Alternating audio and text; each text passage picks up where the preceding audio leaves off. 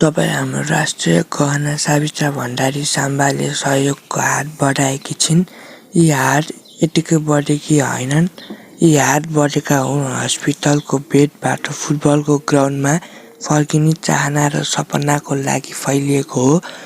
र सावित्रा भण्डारी साम्बा गत 7 हप्तादेखि फुटबलभन्दा बाहिर छन्, किनभने उनलाई इन्जरीले सताइरहेका छन् र इन्जरीबाट विभिन्न किसिमका अपरेसनका लागि उनका र उनका प्रोफेसनल करियरको त्यहाँबाट पहल भए पनि जुन हुनुपर्ने हो भएको छैन र अन्त्यबाट पनि त्यति पोस्टपोन नआएको कारणले गर्दा व्यक्तिगत हिसाबले गर्दा खर्च गर्नुपर्ने भएको कारणले गर्दा पनि उनले चाहिँ डाइरेक्टली हामी मार्फत हात फैलाएकी छिन् र यो पटक नभए कहिले भन्ने तरिकाले पनि सबैले चाहिँ आफूले जति सकिन्छ यो तल रहेको क्युआरमा चाहिँ सहयोग गरिदिनुहुन चाहिँ म अपिल गर्छु।